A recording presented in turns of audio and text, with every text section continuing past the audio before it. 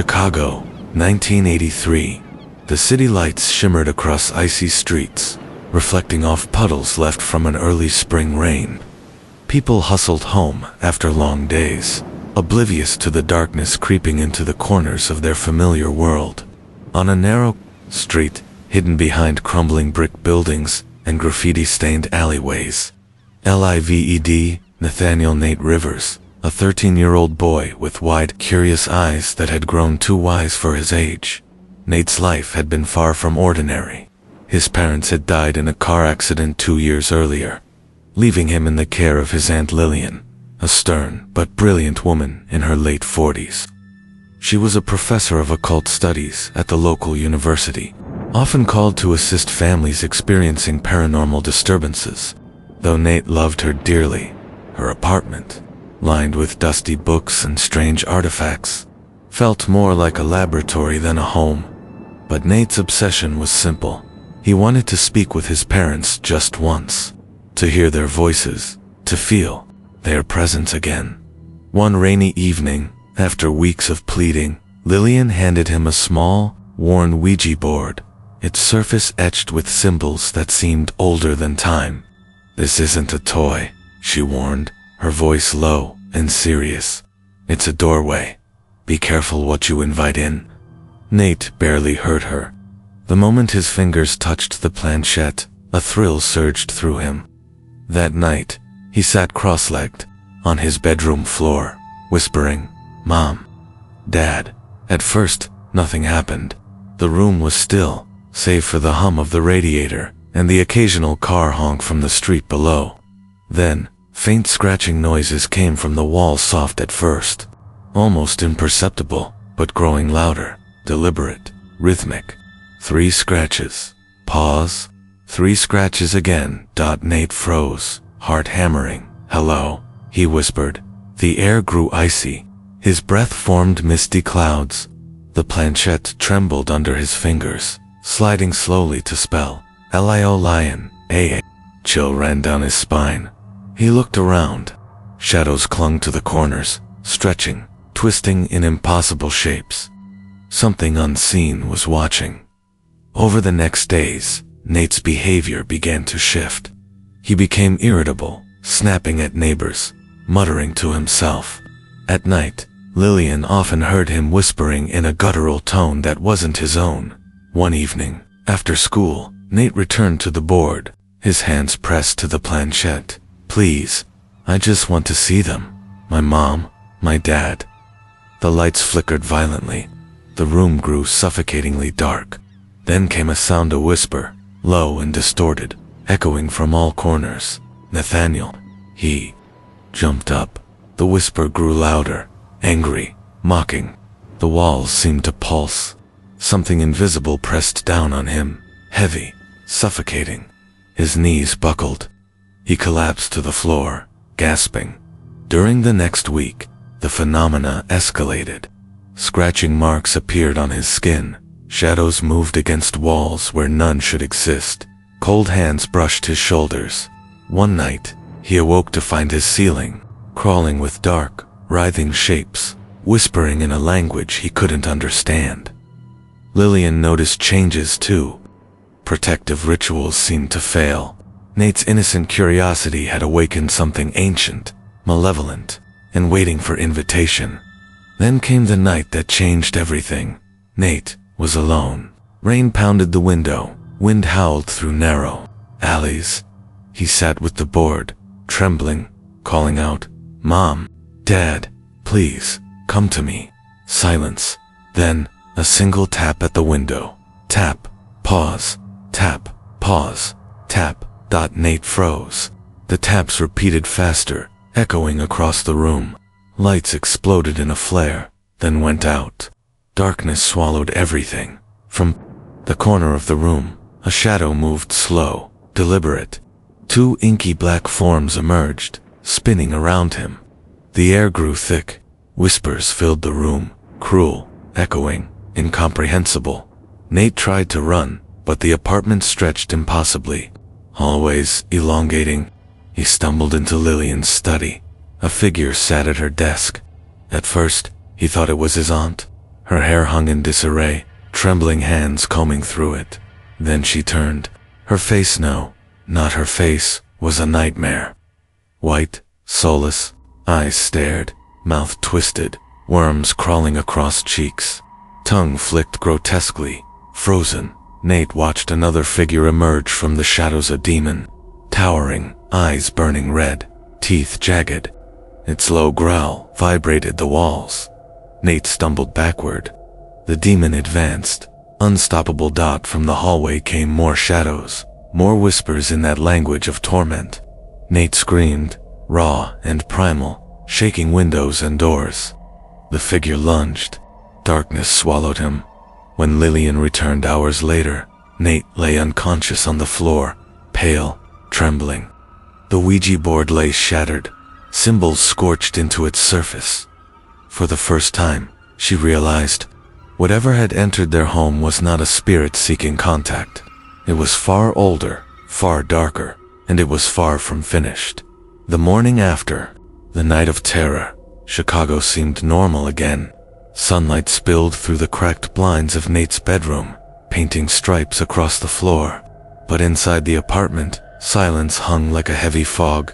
Nate awoke on the floor, shivering. His body ached as if he had been thrown through invisible walls. He glanced around, heart racing. Nothing seemed wrong, yet he felt wrong. Something deep within him throbbed, pulsing with an energy he couldn't understand. He tried to remember, tried to recall what had happened last night, but his mind was a blank canvas, just shadows, whispers.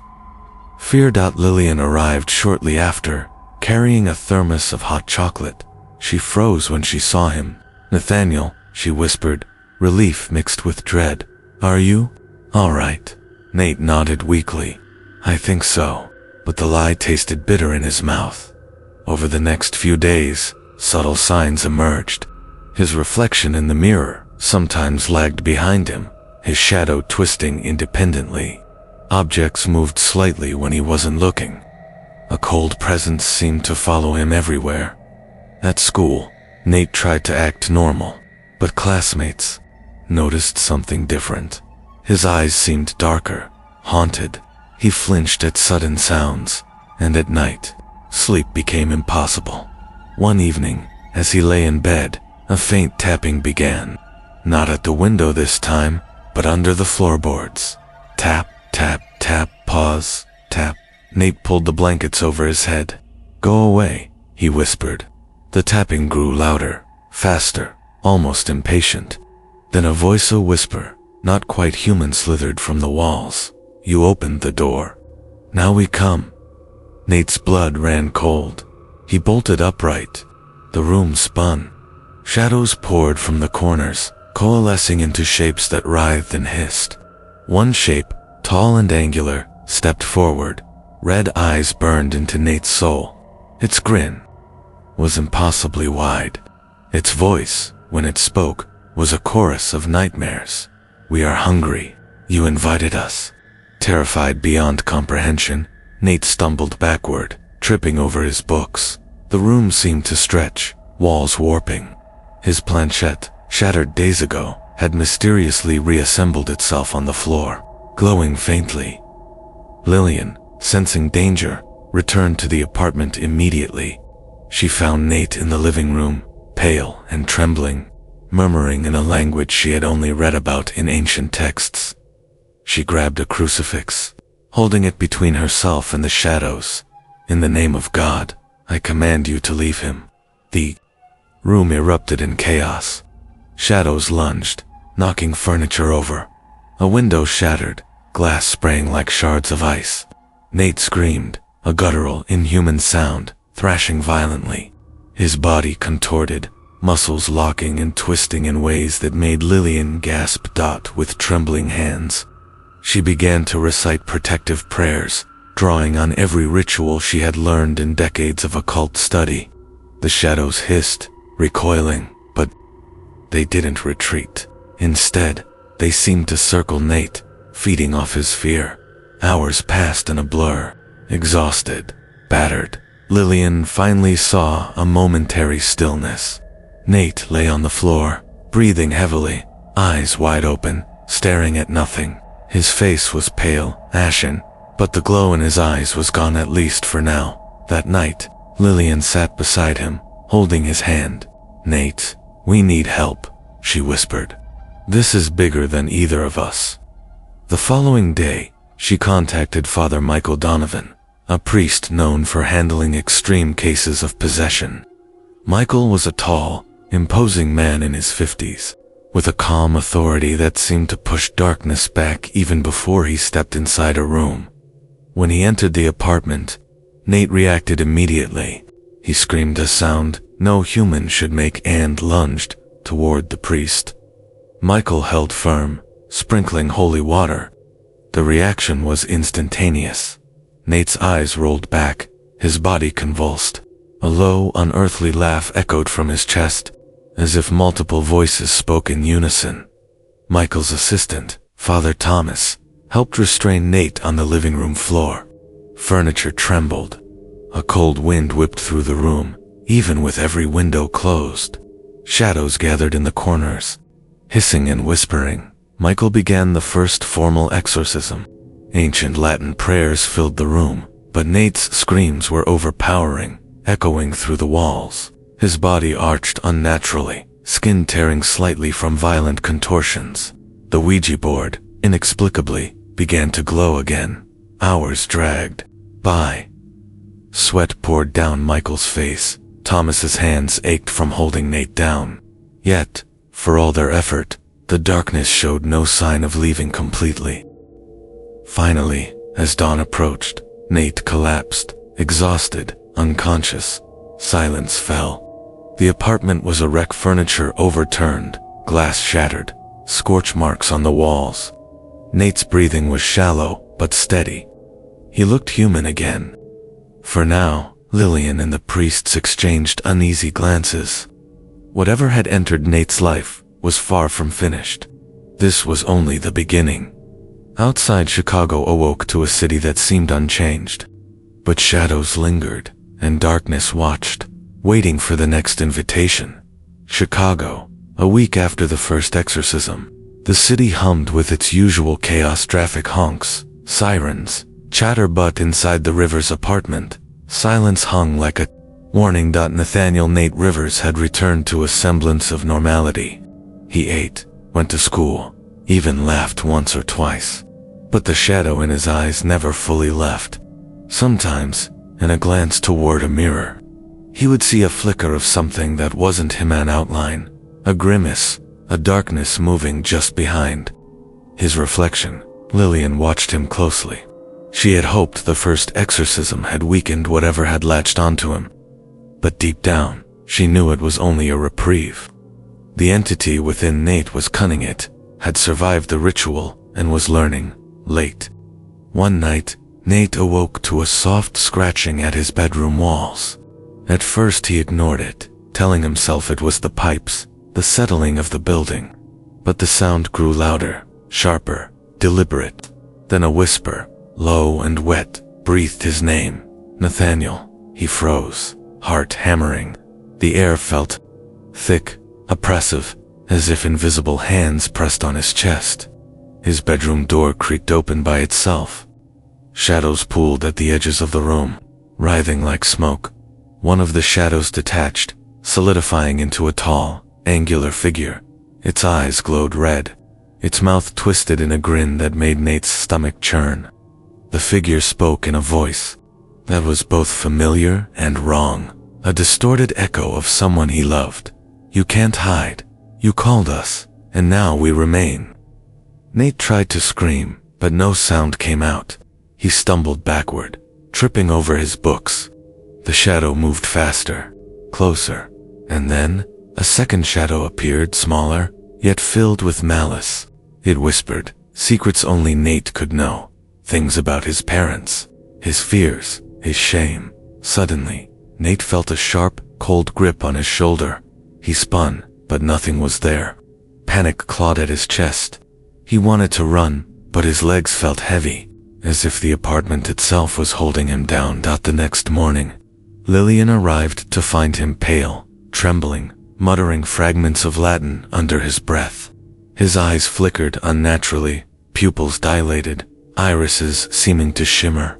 The boy she knew was slipping away. She knew what she had to do. She contacted Father Michael Donovan and Father Thomas immediately. When they arrived, Nate reacted violently. He screamed in a guttural, layered voice, twisting his body unnaturally. He spat curses no child could know. The shadows in the corners seemed to react, moving closer, whispering, circling him like predators. Michael sprinkled holy water, reciting prayers with calm authority. But the shadows hissed, recoiled briefly, then returned. Nate's body convulsed. He rolled across the floor, knocking furniture aside. The apartment became a battlefield. During a pause in the ritual, Nate's head lifted unnaturally, eyes glowing, and he spoke in a deep, inhuman tone. "You cannot save him. He is ours." Lillian felt a chill run through her bones. The shadows were learning, feeding off fear, growing bolder. Father Michael realized they were dealing with a highly intelligent, persistent entity, not a typical spirit. It was something older, darker, capable of manipulating Nate's mind, twisting him slowly from the inside. The previous exorcism had wounded it, but it was far from defeated. The priests decided on a more aggressive approach. They began a prolonged exorcism, reciting prayers for hours. Nate screamed, his voice alternating between his own terrified tone and something monstrous. His body arched unnaturally, scratches appearing on his arms, as if the shadows were marking him. Then it happened. The Ouija board from the first night, somehow brought to the living room, glowed faintly, the planchette moving on its own. Letters spelled, 10 more will join. Lillian gasped. The entity was not alone. It had allies, dark spirits, ready to join the one already inhabiting Nate. The ritual intensified, the air thick with the smell of something metallic and decaying. Nate convulsed violently, cries tearing through the apartment, as if the building itself mourned his suffering. Finally, after hours that felt like days, Nate collapsed, unconscious. The shadows receded, but didn't vanish entirely, lingering in corners, whispers echoing faintly. The apartment was wrecked, books scattered, walls scratched, furniture overturned. Lillian knelt beside Nate, hands trembling. "This is only the beginning," she whispered. "Whatever you are, whatever you brought into this world, it's not done with us." Outside, the city went on as usual. People walked, cars honked, unaware of the darkness, waiting, watching, and biding its time. It had been 3 days since the second exorcism. Nathaniel Nate Rivers remained unconscious for most of the time, lying on the living room floor, pale and trembling. But every so often, his eyelids fluttered, and a faint shadow of a smile, or was it a grimace, crossed his lips. Lillian didn't leave his side. She had started keeping a journal of every unusual occurrence, scratches on the walls, whispers, cold drafts, flickering lights. But now the phenomena were no longer confined to the apartment. It began with small things. Nate's reflection in store windows moved differently than he did. Streetlights seemed to dim when he walked beneath them. Birds scattered from the trees in panic as he passed.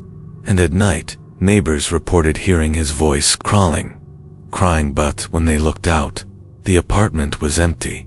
One evening, Lillian returned from the university to find Nate sitting in the center of the living room, completely awake, yet utterly still.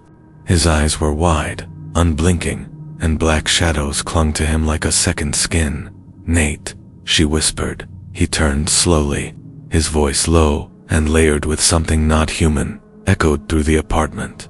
"They're coming. They're waiting." Before Lillian could respond, the temperature dropped sharply. Breath misted in front of them. The shadows on the walls coalesced into shapes, figures hunched, crawling, stretching toward Nate. They moved with a deliberate purpose, each one whispering his deepest fears. Nate stood. His movements were jerky, unnatural, as if his body had become a puppet. He walked toward the kitchen and stopped at the counter, staring at the knife block. Slowly, one hand lifted, trembling. The shadows behind him seemed to push him forward, urging, feeding on his hesitation. Lillian screamed, lunging to grab him, but Nate reacted violently, a flash of strength that seemed impossible for a 13-year-old. He shoved her away, knocking her against the wall. The room shook as if the building itself resented her intrusion. Father Michael and Father Thomas arrived minutes later, summoned by Lillian's frantic calls. As soon as they stepped inside, Nate's head twisted unnaturally to face them. His eyes glowed red. The air became thick, suffocating, charged with malevolent energy. Michael held a crucifix high. "In the name of God, I command the spirits to leave this boy." Nate laughed an impossible sound, layered with multiple voices, some mocking, some screaming. Shadows erupted from his body, forming into grotesque shapes that lunged at the priests. The first priest lunged with holy water, splashing it across Nate. His screams split the air. His body arched in unnatural angles, and scratches formed across his skin, as if invisible claws were tearing him apart. But something was different this time. The entity within him wasn't just defending, it was planning. It was gathering energy from fear, from the apartment, from Lillian's terror. Suddenly, the Ouija board appeared on the coffee table, moving on its own. The planchette spelled, "The 10 will gather here." Lillian's blood ran cold. The entity was calling reinforcements, more spirits, more shadows, all ready to join the one inside her nephew. Michael and Thomas intensified the ritual, chanting prayers continuously. Nate convulsed violently, his voice alternating between his own terrified tone and the demonic chorus. Objects flew around the apartment, glass shattered, walls scratched. Nate's body seemed to levitate slightly off the ground before crashing down. After hours, exhaustion overtook the priests and Lillian. Nate collapsed unconscious again, his body limp. But the shadows lingered in the corners, writhing, whispering, promising a return. Doubt Lillian, shaking, held her nephew's hand. "This isn't just possession," she whispered. "It's an invasion. If we don't stop them, they'll take more than him. They'll come for the city next." Outside, Chicago continued its daily rhythm. Unaware that the darkness had already begun to stretch beyond a single apartment, the entity had grown stronger, more cunning, and it was just the beginning. Nate's eyes twitched even in sleep, a faint red glow lingering at the edges. Lillian knew one thing with terrifying certainty. The battle had only begun, and the enemy was learning. 3 nights had passed since the shadows had intensified in Nate's apartment. Nathaniel Rivers remained mostly subdued during the day, but Lillian noticed subtle changes. His eyes flickered with unnatural red at the edges. He muttered strange phrases in the dead of night, and objects moved in his presence without explanation. Lillian contacted Father Michael Donovan immediately. "He's speaking to it now," she said, her voice trembling. "It's inside him, and it's learning." That evening, the priests arrived with preparations for a more extreme exorcism. Salt lines, holy water, crucifixes, and sacred texts were set up around Nate's room. He sat in the center, silent, eyes staring into nothing. Suddenly, Nate's head jerked upward. His voice, layered and guttural, filled the room. "You cannot stop us. We are eternal. We are tenfold." Lillian gasped. It wasn't just a threat, it was a declaration. The entity inside him was intelligent, organized, and growing stronger with every ritual attempted. Nate's body convulsed violently. The shadows in the room coalesced into shapes, figures crawling along the walls, hanging from the ceiling, whispering directly into Nate's ears. One of the shadows stepped forward, towering over him, its red eyes burning brighter than ever. "He called us. He made the invitation. And now you all will see our power." The first priest splashed holy water, chanting prayers at a furious pace. Nate screamed, a sound layered with multiple voices, both human and inhuman. His limbs twisted unnaturally. Furniture flew across the room. His voice pierced through the walls and windows, echoing down the narrow Chicago streets. Then Nate's eyes locked on Lillian. Slowly, impossibly, he rose to his feet. His skin shimmered faintly, almost translucent, and the shadows clung to him like a second skin. The entity inside him began speaking through him in a clear, deliberate tone. Your niece, your nephew, your world, it is ours. You cannot stop what you invited. The priests intensified the ritual.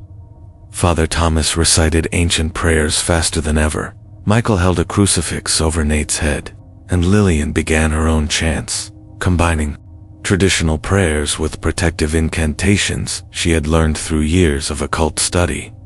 The Ouija board, inexplicably, reassembled itself in the middle of the circle, the planchette spinning violently. Letters spelled, "The 10 will join the 1." It was worse than they feared. Not only was the entity inside Nate growing stronger, but it was calling other dark spirits, other shadows, ready to inhabit the city. The ritual needed to bind the entity before it multiplied. Hours passed in chaos.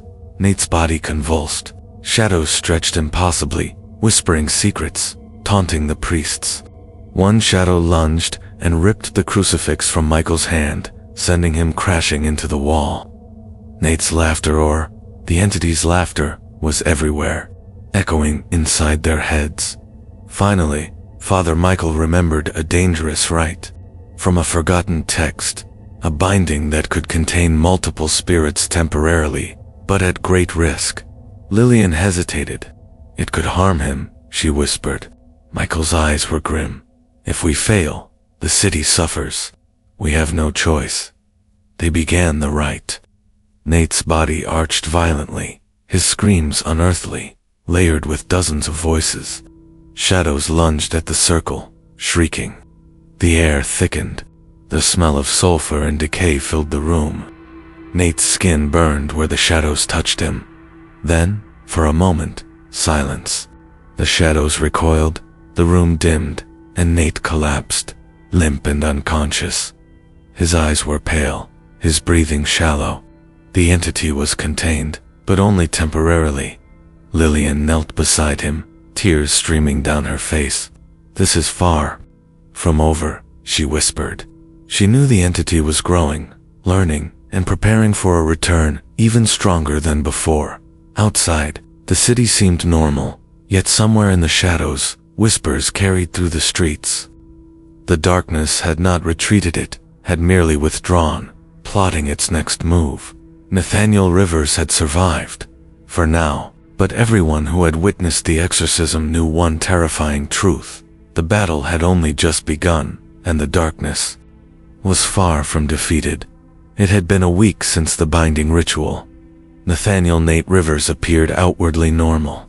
He walked the streets of Chicago, attended school, and interacted with classmates.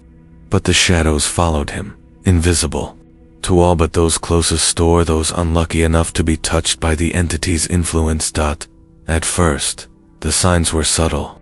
A friend tripped inexplicably near him, a locker door slammed on its own, and reflections in windows flickered with shapes that didn't belong. Teachers dismissed it as coincidences, but Nate felt it. The entity inside him was reaching outward, testing the limits of its power. One afternoon, as Nate waited for the bus, he saw a classmate, Olivia, standing too close. The shadows flared inside him. Suddenly, Olivia screamed, clutching her chest as if invisible hands pressed her to the ground. Nate froze, horrified, unable to stop what was happening. The school principal arrived to find Olivia pale, trembling, whispering things she couldn't understand. Nate tried to explain, but no words could reach him. The entity inside him had spoken through her, taunting, testing boundaries. That evening, Lillian and the priests reconvened. The situation had escalated.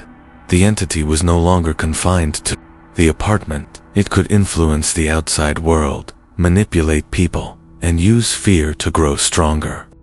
Father Michael frowned, pacing. If it continues like this, It won't be long before it spreads uncontrollably. We're dealing with something far beyond a single possession, Father Thomas added. It's learning from us. Each ritual, each attempt, only teaches it how to resist. Lillian knelt beside Nate, her hands trembling. We have to contain it now, she said, before it spreads further, before more people suffer. That night, they prepared for a citywide containment ritual, using protective circles, salt, and incantations designed to anchor the entity to one location. Nate sat in the center, his eyes flickering red and black. Shadows twisted around him, writhing like living things. As the ritual began, the entity inside Nate reacted violently. The apartment shook. Objects flew across the room. Shadows lunged outward, trying to break free. Nate's screams echoed inhumanly, layered with multiple voices. Then, suddenly, the walls became transparent.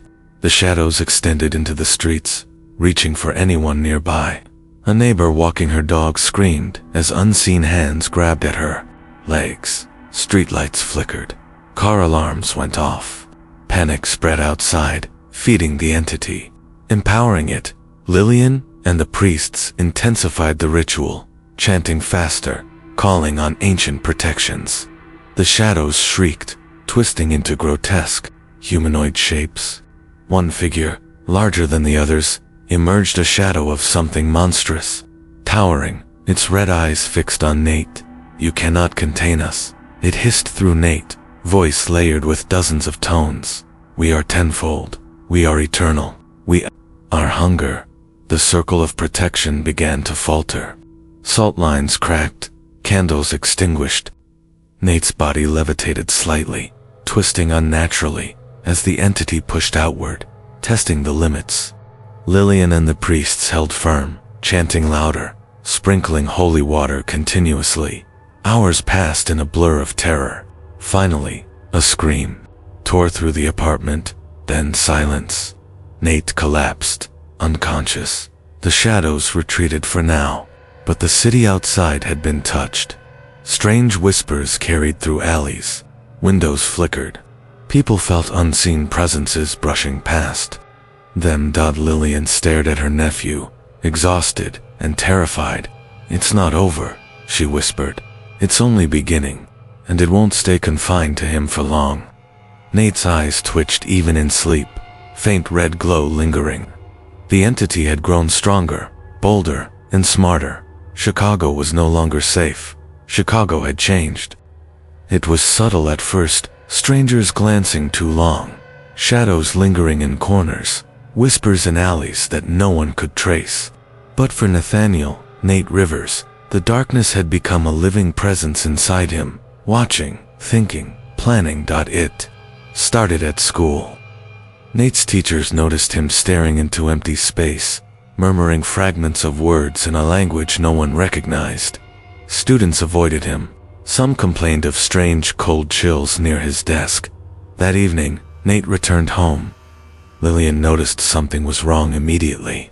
His eyes glowed faintly red, and he moved with an unnatural stillness, as if he were observing the world through someone else's eyes.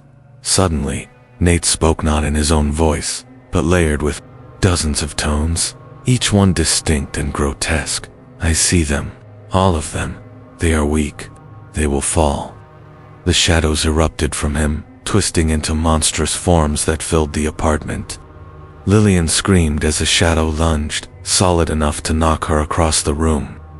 Nate's body moved violently, contorting in ways that seemed impossible, almost spider-like, yet always controlled by something far darker than himself.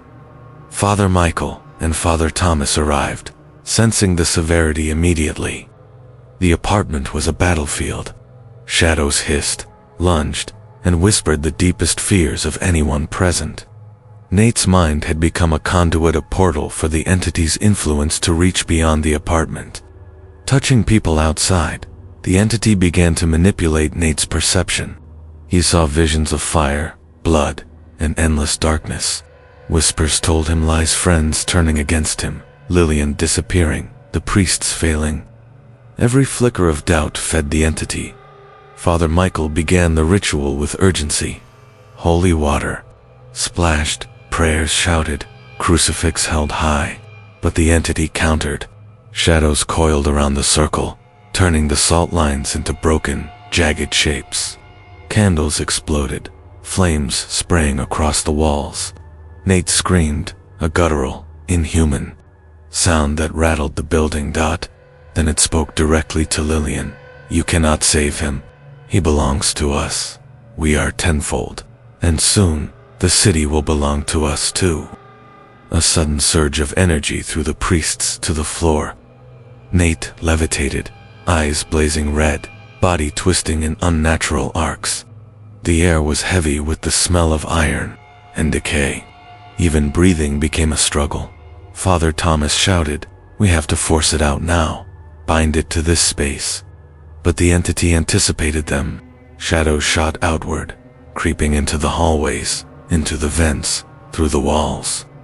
The apartment trembled as though it were alive. Nate's screams echoed outside. Neighbors reported hearing multiple voices, some screaming, some laughing. All at once, Lillian grabbed Nate, holding him tight. "Nathaniel, fight it," she screamed. For a moment, a flicker of her nephew's own voice broke through. "I can't. Stop it." The entity's laughter surged. It was inside him, controlling him, using his body as a weapon.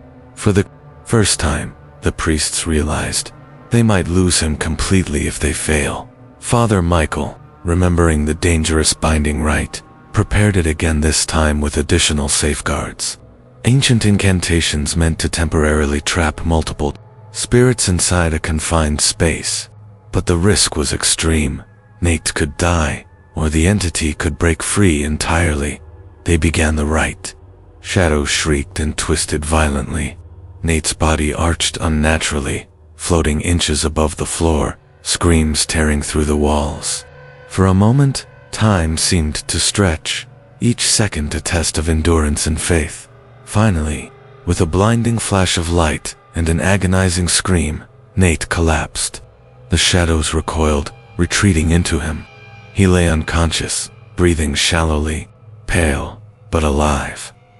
Lillian shook him gently. It's not gone, but it's contained. For now." Father Michael wiped sweat from his brow. "We've slowed it, but every moment it survives, it grows stronger. It won't stay contained forever. We are only buying time." Outside, Chicago seemed normal again, but whispers lingered in the dark corners. Shadows clung longer than they should, and Nate's eyes, though closed, twitched with the faintest hint of red. The entity had survived and it was planning its next move. The city of Chicago was alive with shadows. They were subtle at first, streetlights flickering without cause, car alarms blaring in empty lots, whispers threading through the alleys, but soon, their presence became undeniable. Nathaniel Nate Rivers remained mostly quiet during the day, but the entity inside him was growing bolder, reaching outward, testing the boundaries of its influence. It began with his classmates. Olivia, still shaken from the previous incident, screamed one morning in the cafeteria as a shadow materialized behind her. It mimicked her own movements, twisted her reflection in the glass. Panic spread quickly. Teachers tried to calm the students, but the shadow clung to her, whispering her deepest fears. Then it moved to the neighbors. Lights flickered, refrigerators opened on their own. Children reported invisible figures, watching them from corners. Pets cowered, some attacking without warning.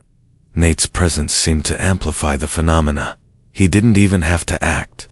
The entity inside him was doing it all. Lillian, now exhausted and terrified, called Father Michael and Father Thomas. "It's spreading. It's not just him anymore. It's touching the city," she said, voice trembling. "We can't wait. We have to act now." The priests realized this was no longer a simple exorcism. They needed a containment ritual on a much larger scale, one that would anchor the entity to Nate and prevent it from escaping into the city. That night, Nate sat at the center of their setup. Salt lines stretched across the apartment, candles, flickered around him, and protective symbols were inscribed on every surface. Outside, shadows twisted along the streets, stretching toward the building. Suddenly, Nate's eyes glowed deep red. His body twitched unnaturally. Shadows erupted from him, coiling along the walls and ceiling. He screamed, not just his voice, but dozens layered together, some human, some alien, some screaming in anguish. The entity spoke through him clearly for the first time. They are weak. I can touch them all. You cannot stop us.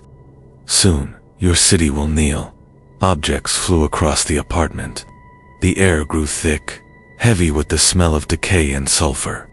Candles exploded one by one. Outside, streetlights dimmed, and passersby ran in terror. Some claimed they saw figures in the shadows moving like humans, yet not human, whispering in voices that made their skin crawl. Father Michael began chanting faster, sprinkling holy water continuously.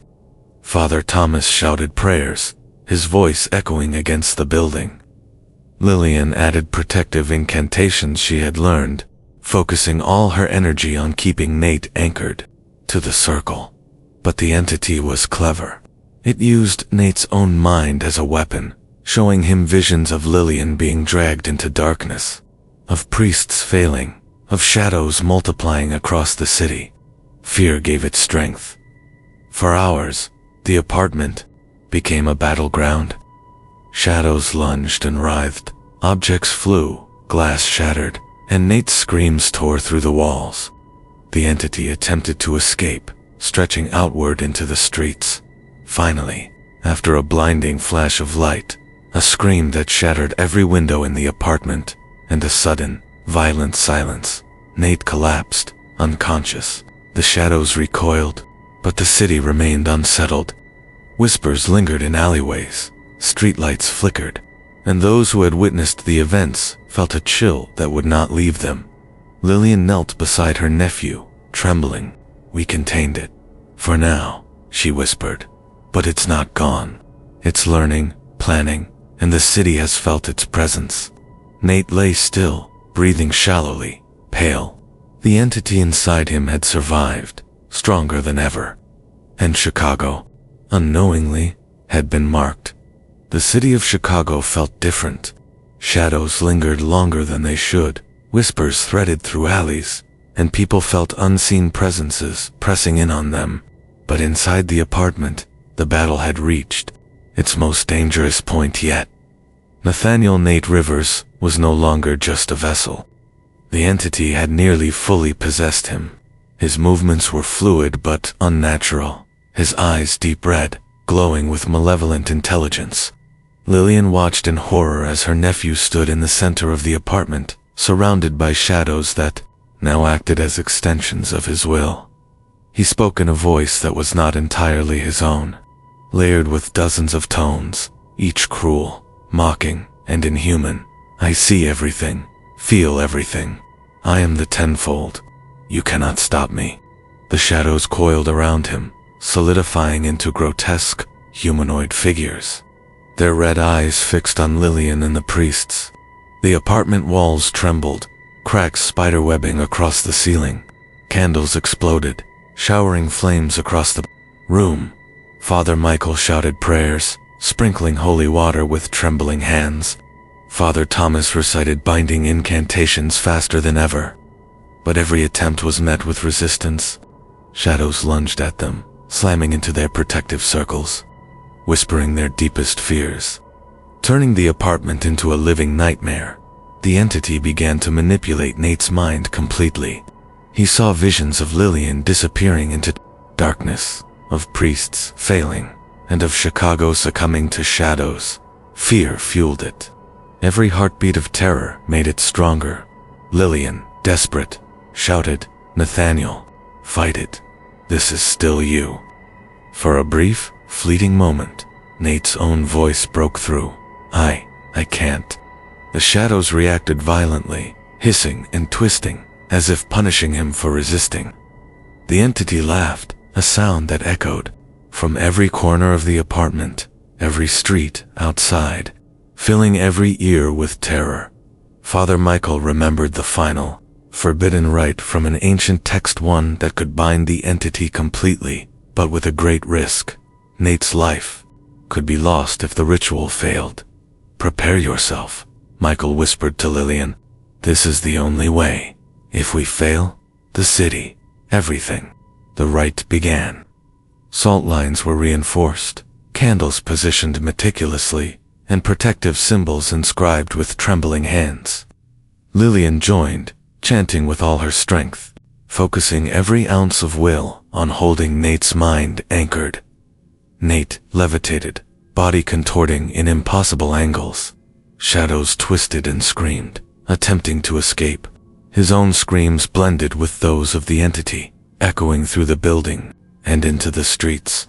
Objects flew violently, windows shattered, and the air became thick with decay and sulfur. The entity fought back, projecting visions into Lillian's mind, her worst fears, people she loved in danger, the apartment consumed by shadows. But she held on, chanting louder, every word a lifeline to her nephew's soul. Hours passed in a blur of horror. Sweat and tears streamed down Lillian's face. Nate's body arched violently, shadows lashing out, but finally, with a blinding flash of light, a scream that split the air, and a violent collapse, Nate fell to the floor, unconscious. The shadows recoiled, retreating into him. He lay still, breathing shallowly, pale, but alive. The entity was contained. For now, the apartment was a ruin, shattered and scorched. But Nate was still Nathaniel Rivers. Father Michael and Father Thomas looked at each other, exhaustion and fear in their eyes. "We've held it back," Thomas said quietly. "But it's learning.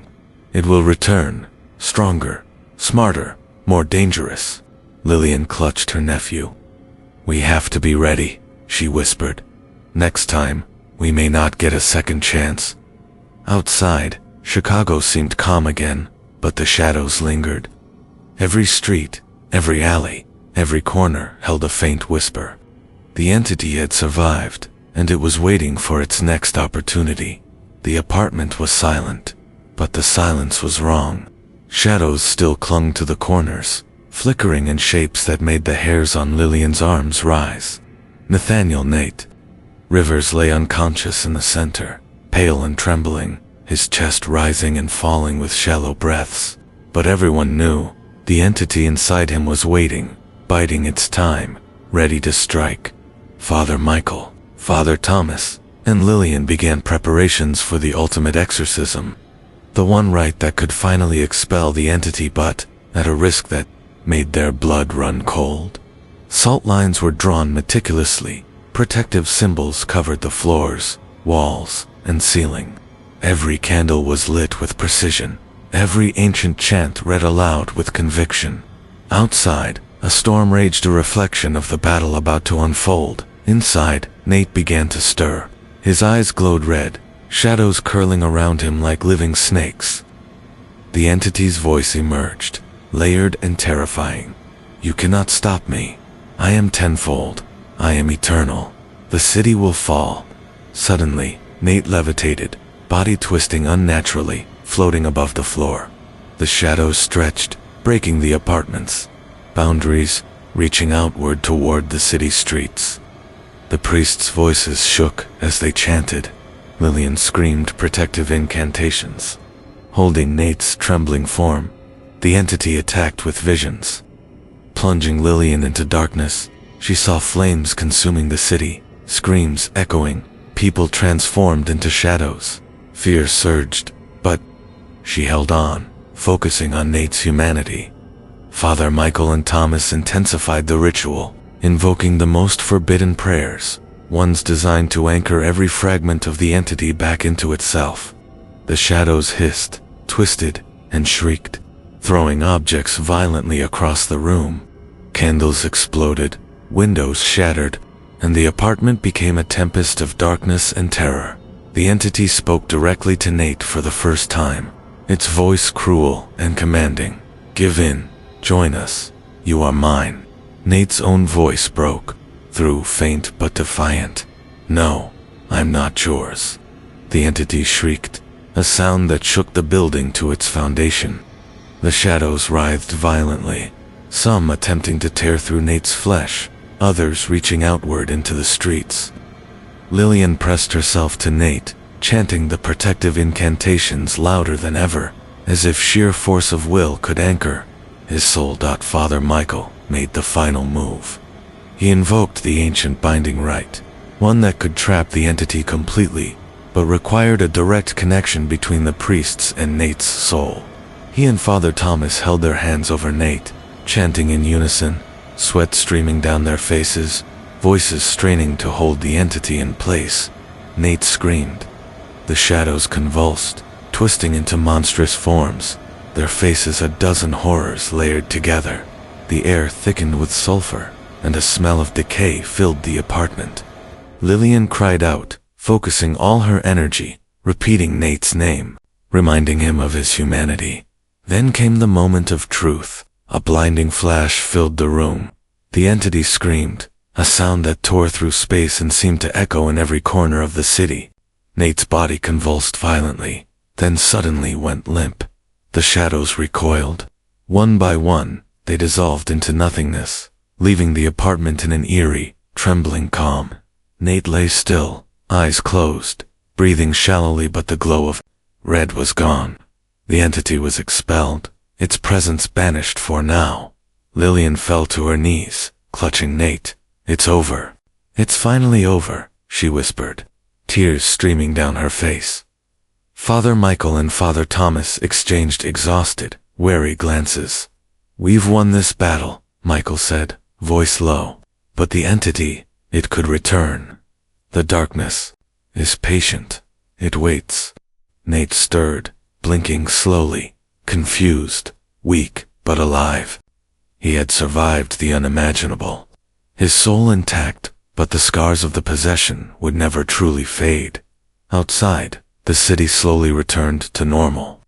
Streetlights steadied, the storm abated, and shadows retreated, but a faint whisper lingered in the wind, a reminder that darkness never fully disappears. Lillian held Nate close, silently vowing, whatever comes next, they would face it together.